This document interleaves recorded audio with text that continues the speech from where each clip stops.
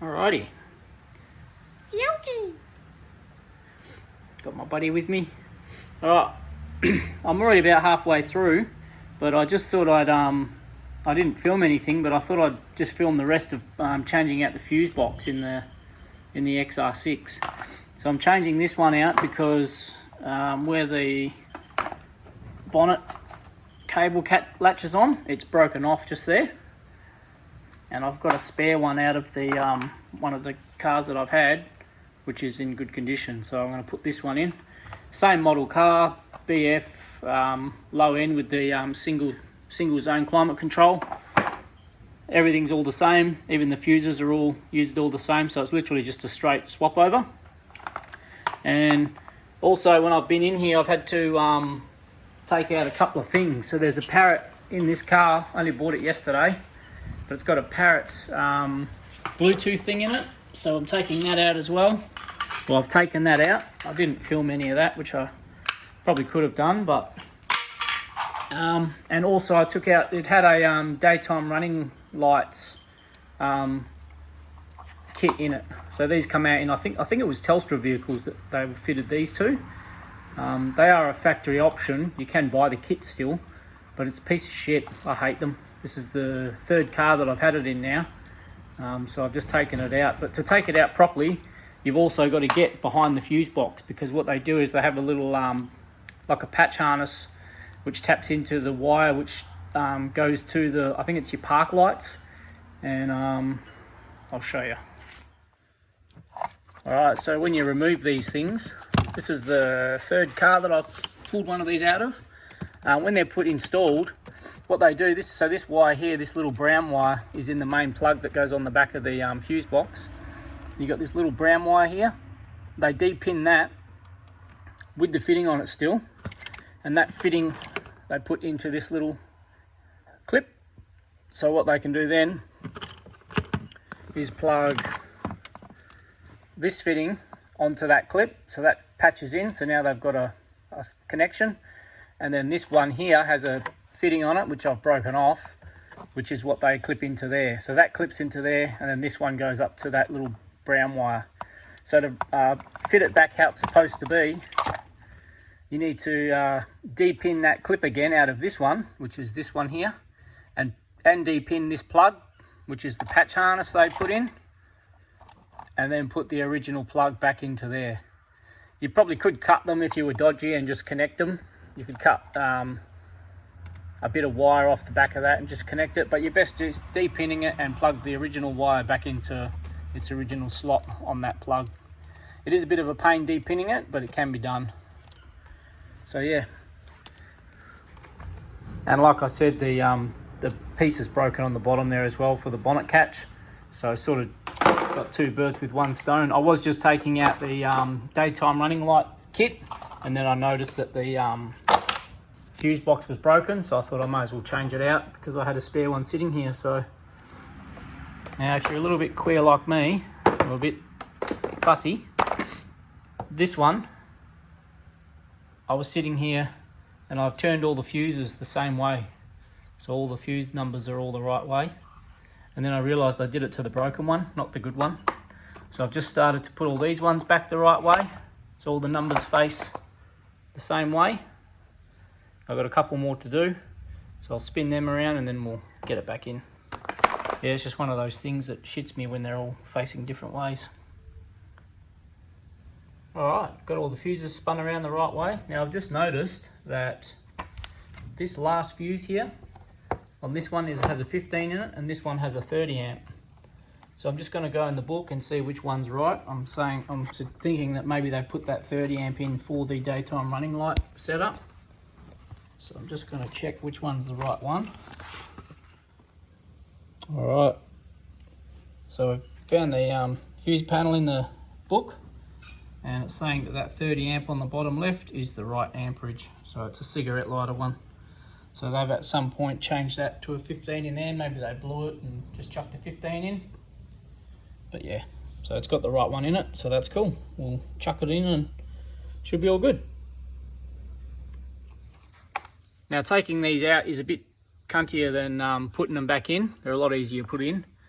just because you're sort of not sure where you're heading with it. But I've done a few of these now and it's pretty straightforward. So when it's all up there,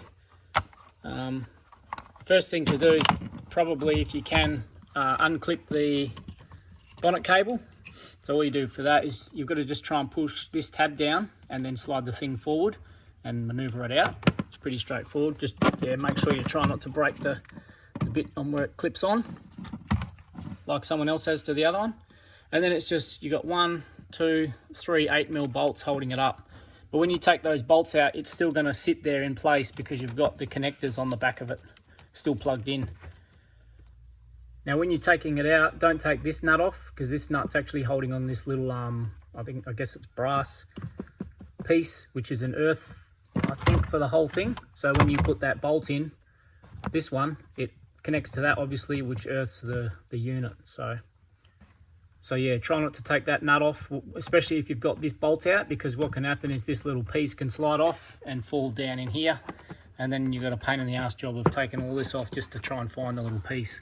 So yeah, this bolt here, or this nut, stays on there, doesn't need to come off. So I'm going to get up behind it, put these plugs in, and we'll have a look at it from there.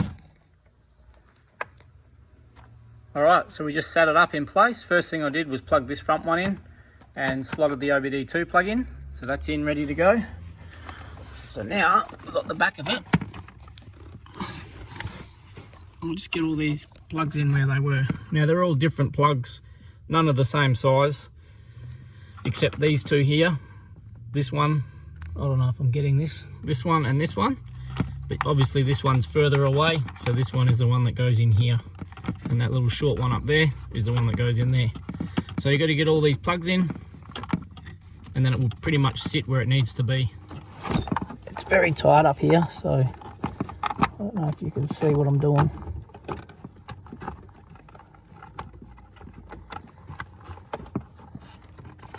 Brown one. That's that one. And we've got another brown one. And another grey one. And then the last big grey one.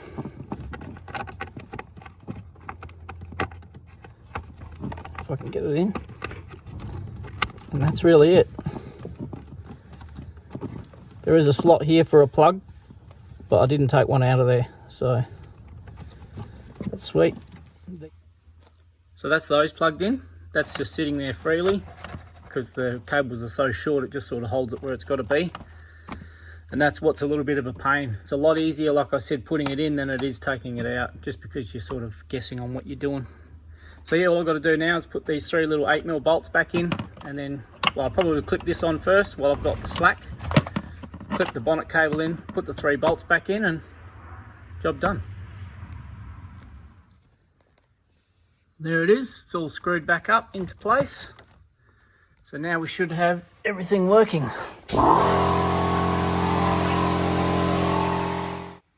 Alright, let's see what we get. Key on for the first time. Everything's on. It should be. There's no reason why nothing will work. It's not that hard a job. Everything's just plugged, so as long as you've got all the plugs in, you're good to go. We'll start him up.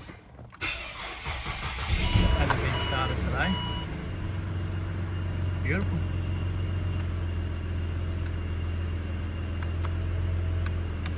Main thing I'm checking is the headlights and park lights work, just for that running light thing that I took out down the bottom. Just make sure I've plugged that brown wire back in, and that's all good. So yeah, happy days. It's not a hard job to change out the fuse box. It looks a bit daunting because you see all the wires and stuff, but yeah, it's just literally plugs. Pretty easy to do actually. So long as you've got the right fuse box to replace it with, out of the same sort of spec model, you should be right. And these ones were, so last thing to do now is just get this out. So I'm just going to take this trim off and get it out and throw that in the bin. Now I've just popped off the trim around the gear stick. Obviously this is filthy because I only got it yesterday and we haven't cleaned anything, but I hate shit like this. So obviously when they put this parrot thing in, they've lost the proper screws for here and here. So they put these hideous things in. These little tiny flat ones. Now these ones look like they're the ones out of the actual console that run up along the side and hold all the console together. Little things like that shit me. I've got some of the right screws. I've got plenty of spares, so I'll make sure I put the right ones back in. Not today, but when I clean all this shit up, I'll make sure the right ones are in there. Alright, got this trim off. Again, that needs a clean. Just got to get this out now. I don't know how they've gone about mounting it.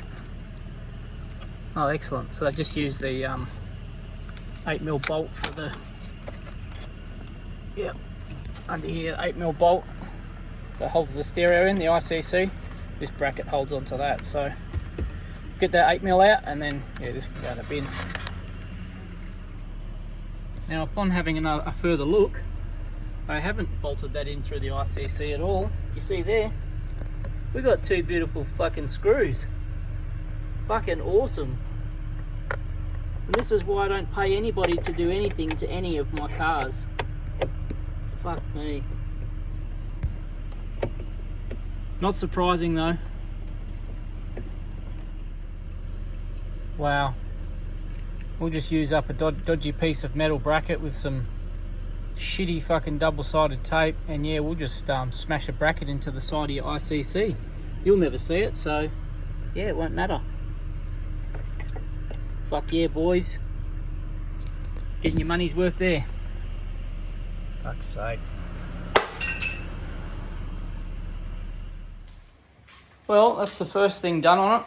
Pretty happy with that. Came out pretty easily. And we got the fuse box replaced as well. This Parrot thing's hideous. But yeah, pretty stoked. This car's going to come up pretty nicely, I think. The only issue with the paint, which I think it was recalled. I don't know if anybody knows anything about this. I think that may be something to do with the recall. It says field campaign. I don't know. Maybe not. But yeah, there's a fleck of paint here, which is, if I pick at that may just keep peeling. So I've just got to be mindful of that. I'm not going to high pressure hose this car or anything like that, because I know this paint is pretty delicate. And even this part here, I'll make sure I just use a hose on soft when I get to that area. But that's a bit of a shame, because that's just going to get worse. If you can see, it's just flaky. That'll just peel away. That could have been from like a little chip or something. It's quite strange. But yeah, that's the issue with this colour paint. And they all do it for some reason. I was going to start getting into it today and give it a wash, but I might just leave it for now. Go inside. I'm going to get some a good dinner sorted, I think. Might have a roast for dinner. But yeah, that's it for now.